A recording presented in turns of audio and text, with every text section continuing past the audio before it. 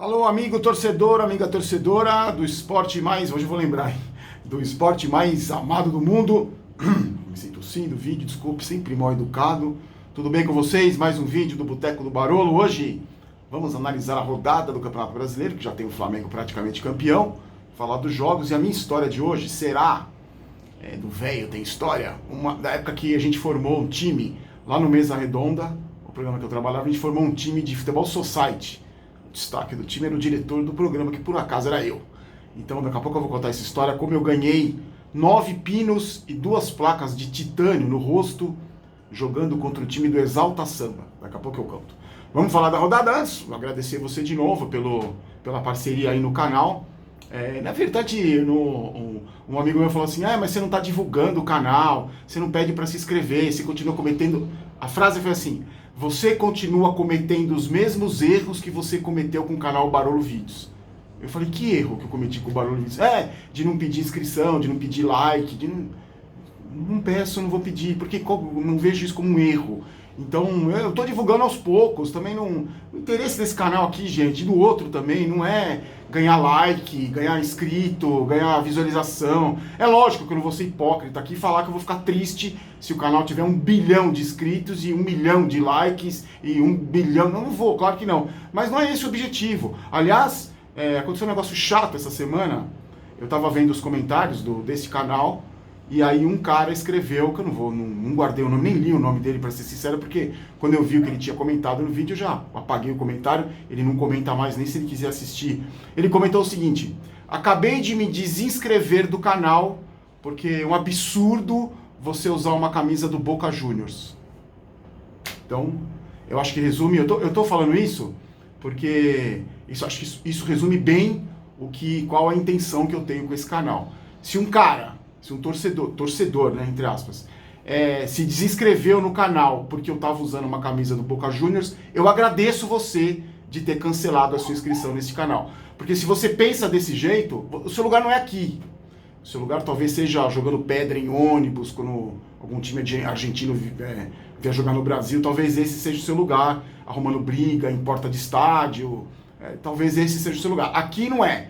Então se você se desinscreveu do canal porque eu estava usando uma camisa do Boca Juniors, um dos maiores times do mundo, obrigado por você não estar inscrito aqui, não fazer parte dessa família aqui, dos amigos que eu tenho aqui, que eu estou ganhando aqui, que eu estou conquistando aqui. Muito obrigado. Por falar em camisa, hoje a minha camisa do Barcelona, essa camisa aqui é do Piqué, número 3, é uma camisa antiga do Barcelona que eu tenho, e aquela é uma camisa do Liverpool, do Sturridge, que eu gosto pra caramba, que é verde limão, comprei numa promoção aí bacana. E amanhã eu vou, quer dizer, se vocês quiserem, amanhã, quarta-feira, eu gravo um vídeo mostrando 10 camisas que eu tenho. Minha coleção não é muito grande, mas eu tenho umas camisas que eu gosto. Se vocês quiserem, vocês que decidem, eu gravo amanhã um vídeo. Amanhã vai ter vídeo do canal Barolo Vídeos, que tem jogo de São Paulo. Amanhã não, é terça. Amanhã tem vídeo do Barolo Vídeos. Na quarta-feira eu gravo um vídeo, se vocês quiserem, deixa aí nos comentários. Se você quer ver umas 10 camisas que eu tenho, umas eu até já mostrei aqui, mas aí conta as histórias e tal. Vamos falar da rodada. Ceará e Vasco 1-1. O Vasco já quer renovar o contrato do Luxemburgo, está sendo um dos caras mais elogiados aí desse segundo turno. Eu acredito que o Vasco já está olhando para a parte de cima da tabela, né? Já está numa posição ali, fugindo da zona da confusão. No sábado eu assisti Corinthians e Santos, um jogo horroroso, muito feio mesmo. Corinthians com aquelas dificuldades no ataque, e o Santos também não jogou nada, achei um jogo muito feio, com muitos erros, um 0-0 que foi nota o jogo. Aí no sábado ainda o Bahia perdeu em casa do Internacional, o Internacional que vem subindo. O Fluminense e a Chape empataram em 1-1 no jogo dos desesperados. Acho que a Chape praticamente já não tem mais chance de escapar, e o Fluminense mergulhando cada vez lá embaixo.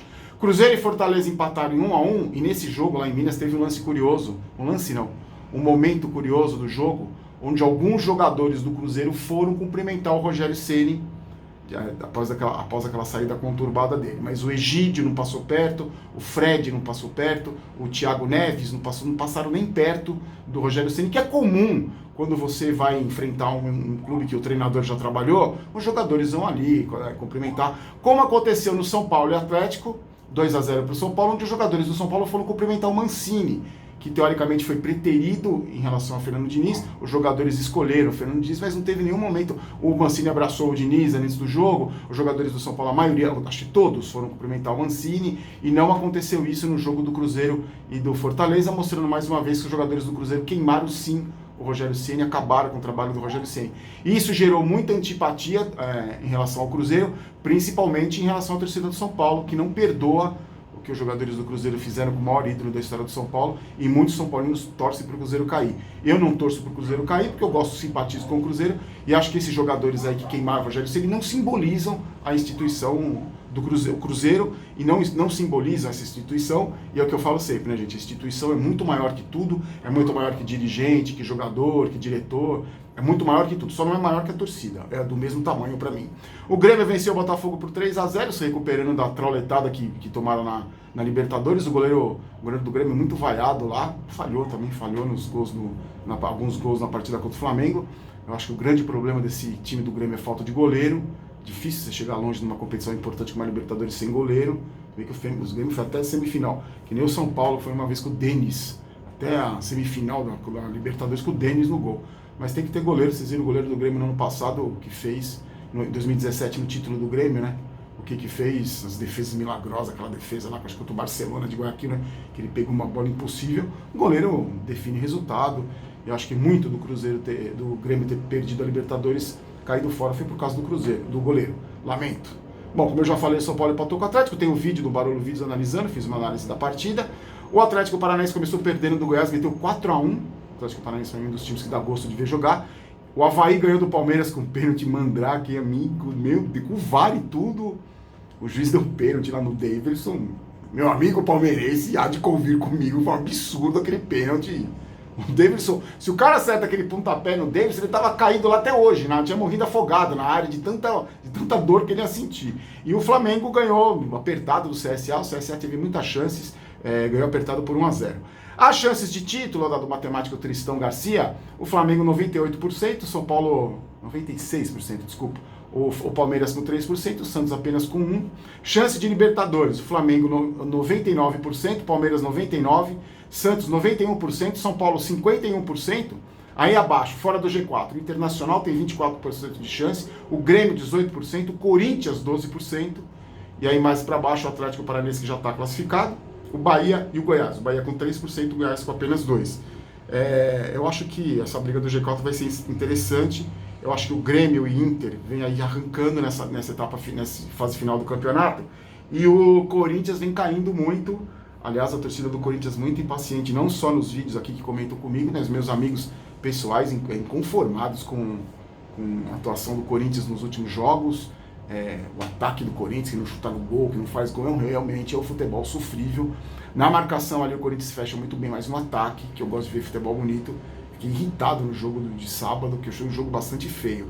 Chance de rebaixamento, o Goiás tem 1% de chance, Vasco 1%, Atlético Mineiro 3%, Botafogo 6%, aí vai começar a aumentar. Fortaleza 12%, não corre grandes riscos, Ceará 31%, o Fluminense 33%, o Cruzeiro subiu para 42% a chance do Cruzeiro cair, o CSA 73% de cair, Chapecoense 99%, praticamente rebaixado, e o Avaí 99% rebaixado, né? A próxima rodada tem rodada de meio de semana do Campeonato Brasileiro, o Atlético Paranaense pega a Chapecoense em casa, tem o clássico na arena, no Allianz Parque, Palmeiras e São Paulo, o Avaí pega o Fortaleza, Ceará, Fluminense, Vasco e Grêmio, CSA e Corinthians, Santos e Bahia. Esse jogo interessa muito pro G4, Santos, Bahia, Corinthians, Santos e Bahia na Vila Belmiro, Goiás e Flamengo. Acho um jogo interessante, hein? Nhoque, jogão, Internacional e Atlético Paranaense, e fechando a rodada Botafogo e Cruzeiro, os dois ali, Botafogo mal também, Cruzeiro mal.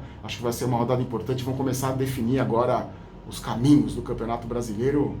Vamos ver o que acontece. Eu acho que já estão definidos os rebaixados, o campeão, por isso que eu falei, devia ter um esquema aí de o campeonato não acabar teoricamente tão cedo, com o Flamengo já campeão. Agora, claro que G4 é legal, a disputa, ver quem cai, quem não cai, mas eu acho que devia ter pelo menos um joguinho final aí, ajustava o calendário para também não ir até janeiro, fazer uma final. Aí eu gosto, muita gente não concordou, muita gente acha que já tem a Copa do Brasil e os campeonatos regionais que são no mata-mata, mas eu acho que o brasileiro perdeu a graça agora pro torcedor do Flamengo, que já é campeão, já está comemorando, ainda tem um monte de rodada aí para ser disputada.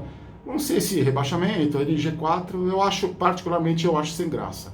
Vamos com a história do velho. Antes de eu mandar um abraço pro Almir e pro Léo, lá da Primos Motos, você que tem moto e quer artigos de qualidade, a preços justos, o site deles está na descrição, uma loja virtual.